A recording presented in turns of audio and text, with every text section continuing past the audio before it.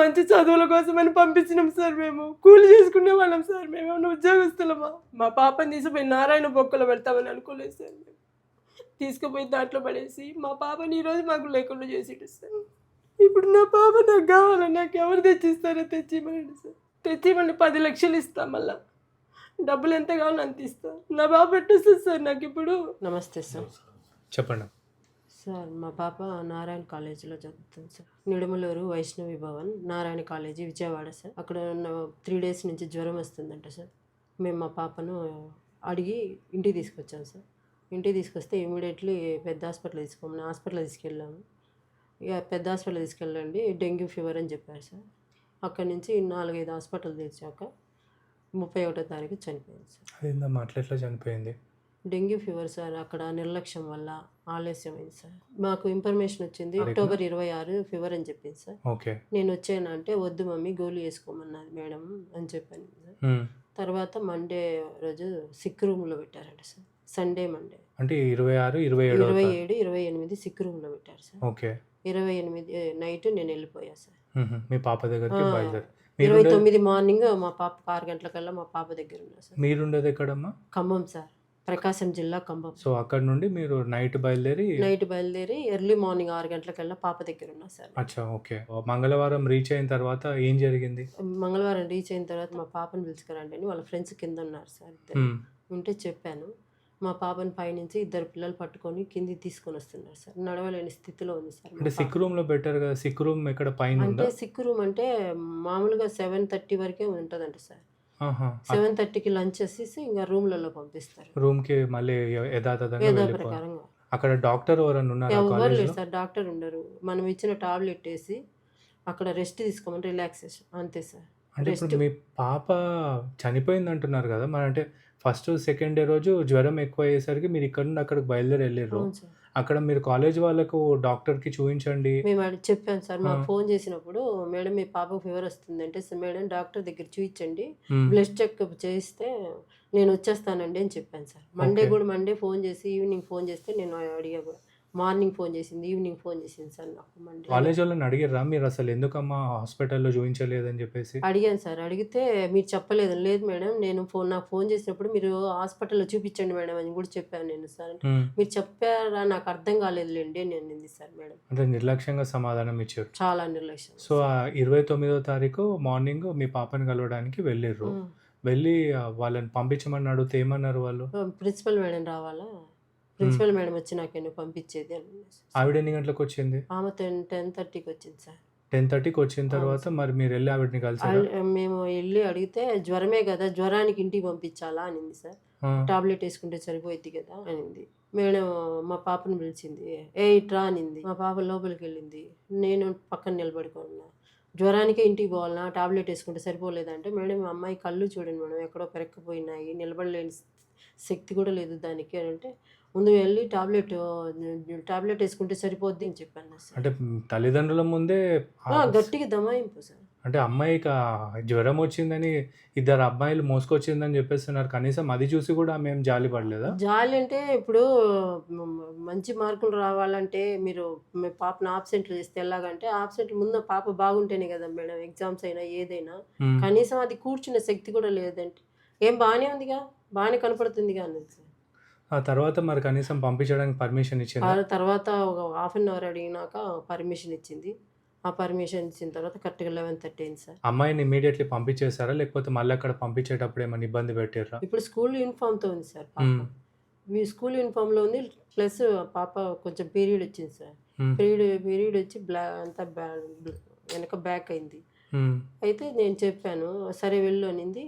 పైకి పోయి వాష్రూమ్ అంటే అట్లాంటి కండిషన్లో ఉన్నప్పుడు కూడా వాళ్ళకు జాలి కనీసం మానవత్వం లాంటివి లేకుండా బిహేవ్ చేస్తారు. మానవత్వంగా సార్ కనీసము స్టూడెంట్స్ అనే రెస్పెక్ట్ కూడా లేదు సార్. మదర్గా నేను పక్కన ఉన్నా కూడా నేను సీరియస్ అయితే అప్పుడు సరే పో అని తాళం తీసుకొని ఆమె తాళం తీసి దగ్గర పెట్టుకుంటే పైన నేను వెళ్తా మేడం అంటే ఏం బాగానే ఉంది పోయిద్దిలో అనింది. మా పాప పైకి ఎక్కలేని స్థితిలో ఉంది సార్. సీసీ కెమెరా చూస్తే క్లియర్ కనిపిస్తాయి సార్.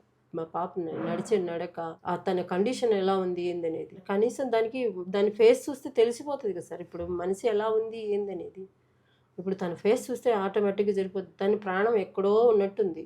నేను మేడంని అడిగి, "ఏది మేడం చూపించొచ్చు కదా బ్లడ్ టెస్ట్ చేస్తేనేమి, మేము ఇప్పుడు 1,00,000 కట్టినాము, ఇంకొక 10,000 కట్టలేమా, చూపించి ఫోన్ చేస్తే ఫోన్పే కొడతాం కదా మేము" అని చెప్పి. మీ అమ్మాయికి ఎంత కట్టారు? ఇప్పుడు మేము 110 కట్టాం సార్. 1,10,000 కట్టేసారు. దసరా హాలిడేస్ వచ్చేసి అక్టోబర్ 8 సార్. 8 తీసుకొని వచ్చాను నేను. ఓకే. మళ్ళీ 18th వచ్చేసి ఫీజు పే చేశా. ఎంత పే చేశారమ్మా? 26,000 సార్. 26,000. ఓకే. 1,000 తక్కువైంది సార్. వాళ్ళు వచ్చేసి 27,000 చెప్పారు. 27,500 చెప్పారు. ఓకే. 500 అంటే మేము ఫస్ట్ కట్టింది ఉన్నామని అడిగాము. అందుకు కాబట్టి 1,000 కట్టమనింది. 1,000 కట్టలేదని ఒక 1 అవర్ ఆగు, ప్రిన్సిపల్ మేడం పర్మిషన్ ఇస్తే పంపిస్తానని. మళ్ళీ ప్రిన్సిపల్ మేడం కాడికి పోయి పర్మిషన్ తీసుకొని ఆమె మళ్ళీ ప్రింట్ తీసిస్తే అప్పుడు పైకి అలౌ చేశారు సార్. మా అంటే పాప 1000 రూపాయల కోసం మిమ్మల్ని వెయిట్ 1.5 చేపించారు. Hour sir. 1.5 అవర్ వెయిట్ చేపించారు. అక్కడ కెమెరాలో క్లియర్ కనిపిస్తాయి మేము నిలబడింది, ఎంతసేపు నిలబడింది ఏందనేది. మీ అమ్మాయిని మీరు ఆ రోజు 11:30కి తీసుకొని ఎక్కడికి వెళ్ళారు? మా ఊరికి సార్. మీ ఊరు వెళ్ళారు. ఊరు వెళ్ళిన తర్వాత డాక్టర్కి చూపించారు. వెంటనే డాక్టర్ దగ్గరికి వెళ్ళాం. వెళ్తే ప్లేట్లెస్ పడిపోయామ్మా, ఇమీడియట్లీ పెద్ద హాస్పిటల్ తీసుకెళ్ళండి, గవర్నమెంట్ హాస్పిటల్ తీసుకెళ్తే అంబులెన్స్ ఇస్తారు, మేము ఎక్కడికైనా తీసుకొని పోవచ్చు అన్నారు సార్. ఇమీడియట్లీ మార్కాపురం వెళ్ళాం సార్. మార్కాపురం వెళ్తే మార్కాపురంలో కొంచెం సెలూన్లో ఇవి పెట్టించారు మా పాపకి. తర్వాత అంబులెన్స్ మాట్లాడుకొని ఒంగోలు వెళ్ళిపోయాం సార్. October 30 sir. అక్టోబర్ 30 రోజు ఆ అమ్మాయిని ఒంగోలు తీసుకొని వెళ్ళారు. తీసుకెళ్ళాలి. ఒంగోలు గవర్నమెంట్ హాస్పిటల్లో ట్రీట్మెంట్ ఇవ్వలేదు సార్, ప్రైవేట్ హాస్పిటల్కి వెళ్ళమన్నారు. ఓకే. గుంటూరు వెళ్ళినా అక్కడ ట్రీట్మెంట్ జరగదమ్మా, మీ పాప దారిలోనే చనిపోయింది, ఇమ్మీడియట్లీ ముందు ప్రైవేట్ దగ్గరలో నీకు ఉపాస్ హాస్పిటల్ ఉంది, దాని దగ్గరికి వెళ్ళి అక్కడ ఉపాస్ అయ్యేది సార్. ఓకే. ఒకసారి అక్కడికి వెళ్ళి కన్సల్ట్ అవ్వండి అన్నారు. పోయి అక్కడ జాయిన్ చేయించాను. నైట్ 12:30 వరకు మామూలుగా ఎమర్జెన్సీ అలా ఉంది. ఐసీలో తీసిపోయారు సార్. ఐసీలో తీసిపోయినా 6 అవర్స్కి చని మళ్ళీ వేరే చోట తీసుకెళ్ళండి అన్నారు. ప్లేట్లెస్ పడిపోతున్నాయంటే ప్లేట్లెస్, మళ్ళీ బ్లడ్ 12 ప్యాకెట్లు ఎక్కిచ్చాం సార్. 6 ప్యాకెట్లు వచ్చేసి ప్లేట్. మమ్మీ నాకు ఇంత సీరియస్ అవుతుందంటే నేను చెప్పాను, మమ్మీ నాకు నిలబడిన శక్తి లేనప్పుడే చెప్పాను నేను, అంటే ఏమవుతుంది టాబ్లెట్ వేసుకోవచ్చు కదా, తగ్గిపోయేదానికి ఎందుకు మళ్ళీ పేరెంట్స్కు అని నేను చెప్పాను. అది అక్కడ మాత్రం తమ్ముడిని చేర్పించొద్దు మమ్మీ, ఇది లాస్ట్ నా కోరిక అనింది సార్. ఇంకా మా తర్వాత అది లోపలికి పైపులు దించారు సార్. పైపులు అంటే స్ట్రెంత్లో ఏదో అంటారు సార్. ఓకే. ఓకే. అంటే నోట్లోంచి లోపల పైపులు వేసారు. విజయవాడ తీసుకెళ్ళమన్నారు వాళ్ళు. మళ్ళీ విజయవాడ తీసుకెళ్ళమని రాసిచ్చారు సార్ అక్కడ హాస్పిటల్కి. అక్కడ తీసుకొని వెళ్ళే దారిలో చనిపోయింది సార్. డెంగ్యూ జ్వరం అనేది ఆల్రెడీ అమ్మాయి 4 days వచ్చిందని మాకు ఇన్ఫార్మ్ చేసిన రోజు, ఇప్పుడు టాబ్లెట్ వేసుకుంటే తగ్గిపోయిద్ది అని మా ముందే దమ్మాయించి మాట్లాడారు కదా సార్ వాళ్ళు. పాపని అనకుండా ఎలా ఉంటారు సార్? నా ముందే అనింది. ఇప్పుడు నేను లేకుంటే ఇంకెన్ని ఉన్నారో మనకు తెలియదు. నా ముందే జ్వరం వస్తే ఏమవుతుంది, టాబ్లెట్ వేసుకుంటే తగ్గిపోదా అనింది సార్. దమాయించేసింది గట్టిగా. ఖచ్చితంగా మేడాన్ని నేను నాకు క్షమాపణ చెప్పాలి సార్. ఆమె నిర్లక్ష్యం వల్లే నా పాప చనిపోయింది. ఆమె అవుటింగ్ పాస్ కూడా ఇవ్వలేదు సార్. నేను వెళ్ళి అడిగితే కూడా ఇవ్వలేదు sir.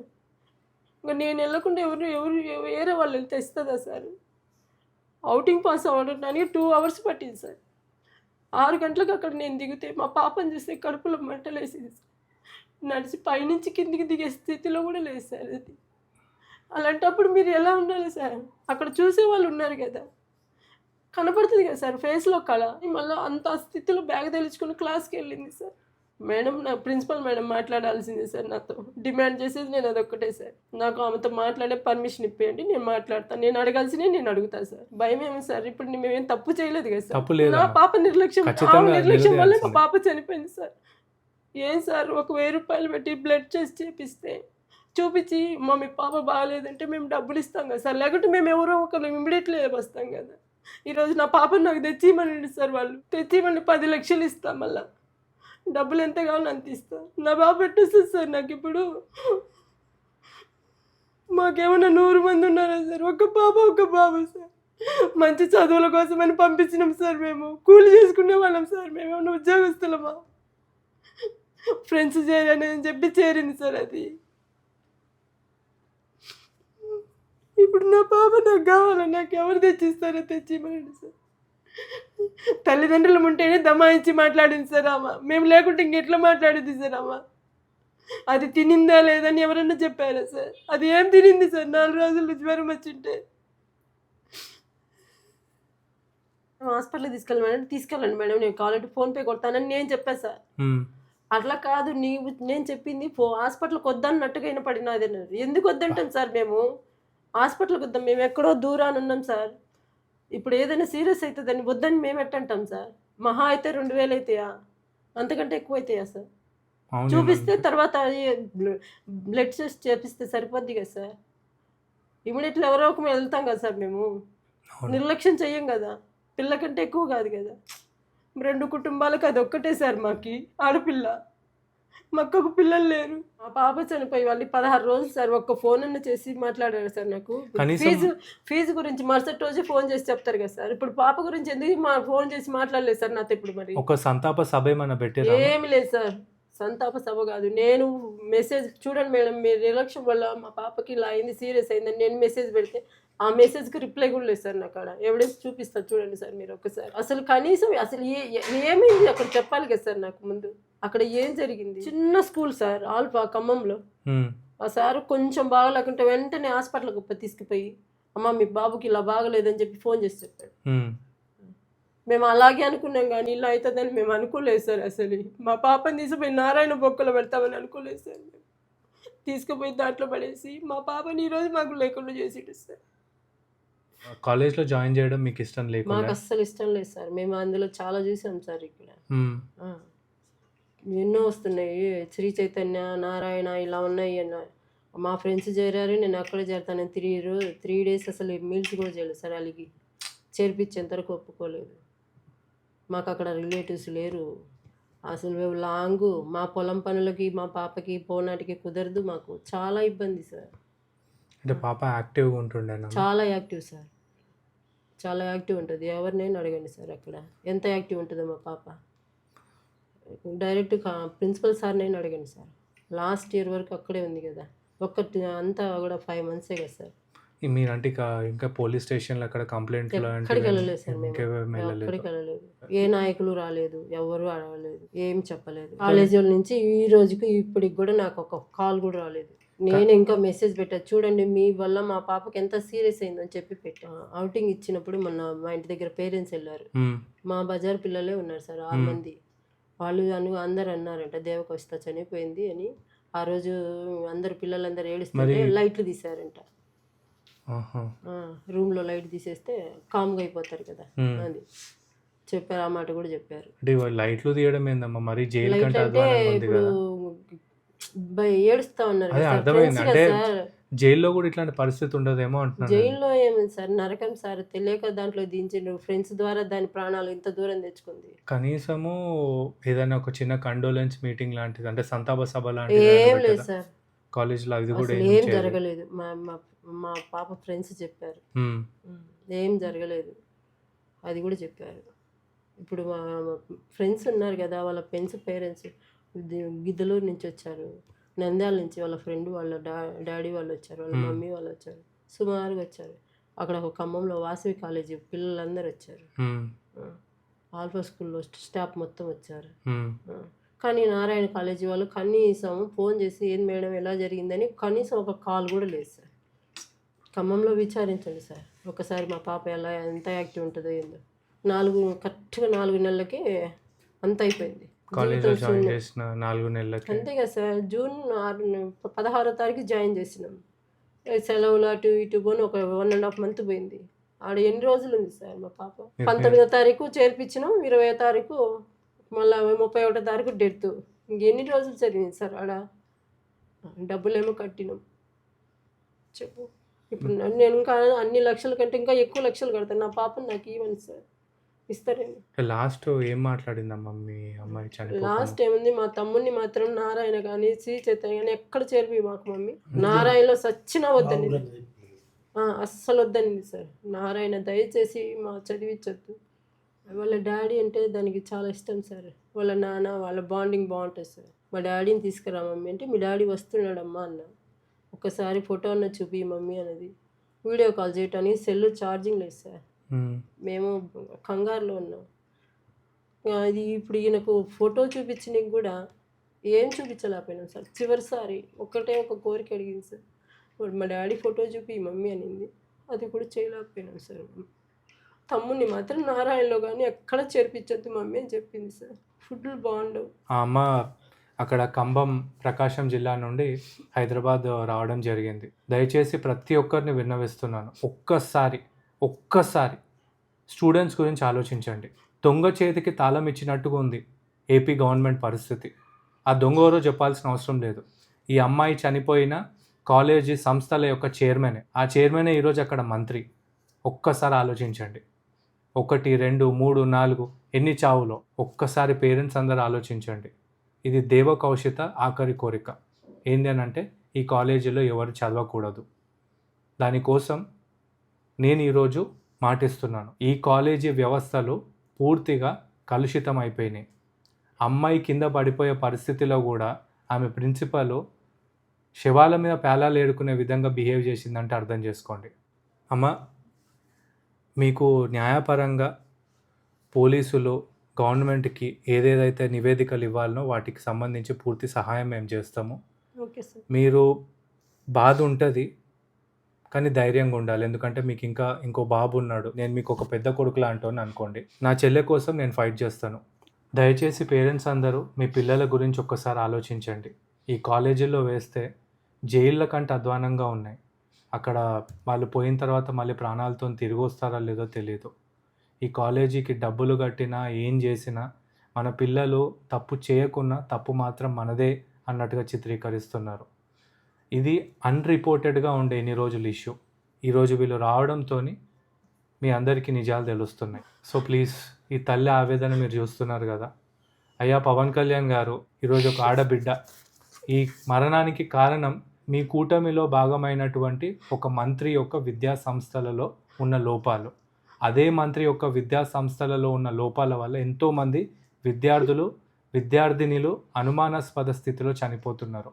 This is one more unreported death which came into limelight after their parents stepped into our office. Please take some action on the person who is along with you in your cabinet. ఆ అమ్మ అడుగుతుంది ఒకటి, college వాళ్ళ దగ్గర నుండి ఒక proper క్షమాపణ, proper explanation. తనకు ఏ రకమైన వేరే అవసరాలు లేవు. నాకేం అవసరం లేదు సార్, నాకు క్షమాపణ చెప్పాలి సార్. క్షమాపణ నిర్లక్ష్యం ఎట్లయింది? అండ్ నా అక్కడ పాప ఉన్న జరిగినట్టు ఇంకో జరగకూడదు. సీసీటీవీ కెమెరాస్ అన్ని వెరిఫై చేసి ఈ నెగ్లిజెన్స్కి కారణమైనటువంటి వాళ్ళ మీద, ఆ కాలేజ్ మీద తక్షణమే చర్యలు తీసుకోవాలి. We on behalf of Indian National Yuvajana Party demand the Chief Minister, Home Minister, Education Minister and more particularly the Deputy Chief Minister of Andhra Pradesh State. Jai Yuvajana, Jai Hind.